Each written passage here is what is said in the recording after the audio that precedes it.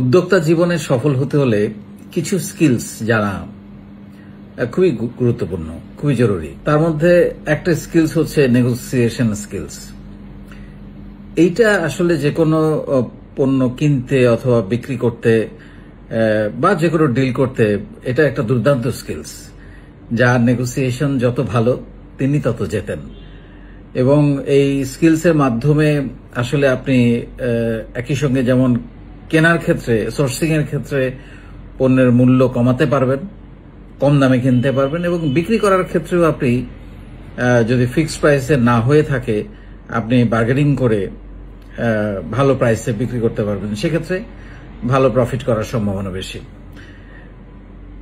এই নেগোসিয়েশন স্কিলসটা দুর্দান্ত তার হয় যার কমিউনিকেশন স্কিলস খুব ভালো। সো কমিউনিকেশন স্কিলস তো আমরা আপনাদেরকে শেখাই। সো আমি মনে করি যে এই নেগোসিয়েট করতে পারা, এইটা আসলে আমার মনে হয় যে একজন উদ্যোক্তার খুবই গুরুত্বপূর্ণ একটা স্কিলস, এবং এটা জানতে হবে। আরেকটা হচ্ছে ক্যালকুলেটিভ রিস্ক। ব্যবসা করতে হলে রিস্ক নিতে হবে, এটা খুবই স্বাভাবিক, কিন্তু রিস্কটা যেন ক্যালকুলেটিভ হয়। রিস্কটা ক্যালকুলেটিভ তখনই হয় যখন আপনি পরিকল্পনা করে, একটু লেখাপড়া করে বা একটু বইপত্র পড়ে, একটু প্রশিক্ষণ নিয়ে কোনো একটা জিনিস শুরু করবেন। তখন এটা আপনার কিছু জিনিস জানা হয়ে যাবে, ফোরকাস্ট করতে পারবেন, আগে থেকে বুঝতে পারবেন, এবং তখন আপনার জন্য রিস্কটা ক্যালকুলেটিভ হয়। যেমন আমি একটা উদাহরণ সবসময় দেই যে আপনি পানিতে নামতে হলে আগে সাঁতার কাটা শিখতে হবে। সো এরকম ভাবে উদ্যোক্তা হতে হলেও আপনাকে কিছু বেসিক উদ্যোক্তার স্কিলস যেগুলো দরকার, আমরা যেগুলো বলি, যেগুলোকে না হলেই নয়, কিছু দক্ষতা, কমিউনিকেশন, প্রেজেন্টেশন, লিডারশিপ, তারপরে হচ্ছে একটা উদ্যোগ কিভাবে গ্রহণ করতে হয়, market research, sourcing, planning, implementation, এই সব কিছু, অনেক কিছু, মার্কেটিং, সেলস, এই জিনিসগুলো আপনাকে আসলে জানতে হবে। তারপরে হচ্ছে নিজের সহনশীলতার শক্তি বৃদ্ধি করা। কোন একটা উদ্যোগ শুরু করার পর আমরা অনেক সময় সেটা যদি ভালো পারফর্ম না করে বা ভালো রেজাল্ট না আসে, আমরা খুব অস্থির হয়ে যাই যে এটা ছেড়ে দিয়ে কি আরেকটা শুরু করবো কিনা। না, এটা করা যাবে না। মানে এইসব ব্যাপারে খুবই খুবই সহনশীল হতে হবে, এবং আমরা খুব সহজে হাল ছেড়ে দিই, এটাও করা যাবে না। এখানে কাস্টমার ডিল করার ক্ষেত্রে, পার্টনারদের সাথে সম্পর্কের ক্ষেত্রে, এমপ্লয়িদের ক্ষেত্রে, প্রত্যেকটা ব্যাপারে, ইনভেস্টরদের ক্ষেত্রে আপনাকে খুবই সহনশীল আচরণ করে, এই সহনশীলতাটা এটাও কিন্তু একটা স্কিলস। এটা আমরা অনেক সময় জানি না বা বুঝি না, যে বুঝে শুনে চিন্তা করে তারপর সিদ্ধান্ত নেওয়া বা রিয়্যাক্ট করা বা কথা বলা, বা ব্যক্তিগত আবেগ, অনুভূতিগুলোকে, ইগোগুলোকে দূরে রেখে প্রতিষ্ঠানের স্বার্থটাকে বড় করে দেখা, কোম্পানির স্বার্থটাকে বড় করে দেখা, এইটা হচ্ছে সহনশীলতা। এটা একটা স্কিলস, এটা খুবই দরকার। এবং আমি ব্যক্তিগতভাবে দেখেছি এই সহনশীলতার অভাবে অনেক ভালো ভালো প্রতিষ্ঠান বন্ধ হয়ে যেতে বা ঝরে যেতে দেখেছি, যেটা আসলে কোনোভাবেই কাম্য নয়।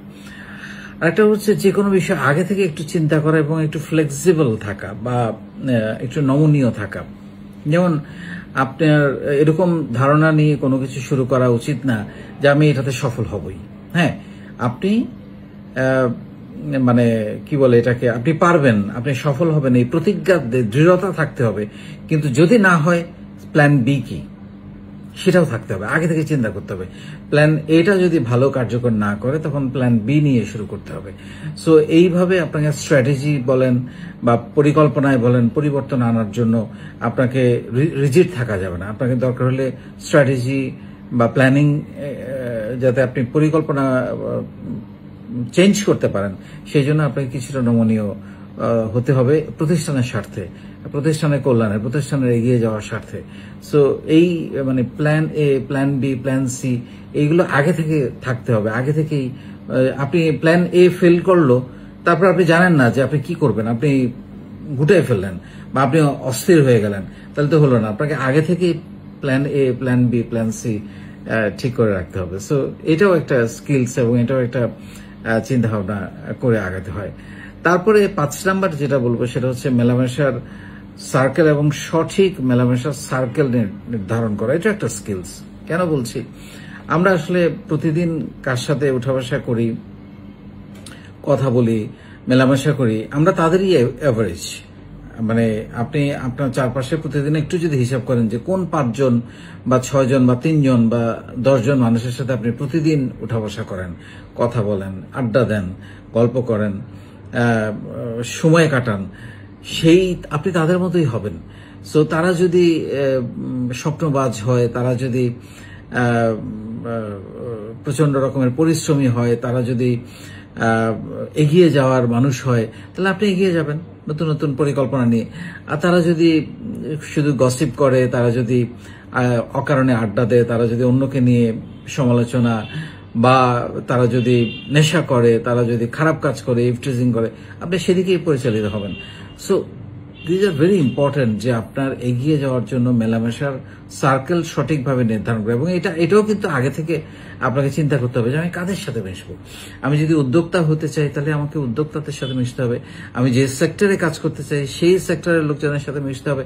আপনি উদ্যোক্তা হতে চান, সবার সাথে মিশতে তো হবে না, আপনার সেক্টর চুজ করতে হবে যে ওই সেক্টরের মানুষদের সাথে আপনাকে মিশতে হবে। সেখানে ভালো করেছে কারা, তাদের জীবনী পড়তে হবে, বায়োগ্রাফি দেখতে হবে, তাদের ফ্যাক্টরি ভিজিট করতে হবে, অফিস ভিজিট করতে হবে, এই কাজগুলো আপনাকে করতে হবে। সো মেলামেশার সার্কেলটা আপনার এগিয়ে যাওয়ার জন্য উদ্যোক্তা হিসেবে খুবই খুবই গুরুত্বপূর্ণ। সো এই 5টা মেথড দিলাম, আই হোপ যে এগুলো আপনাদের কাজে লাগবে।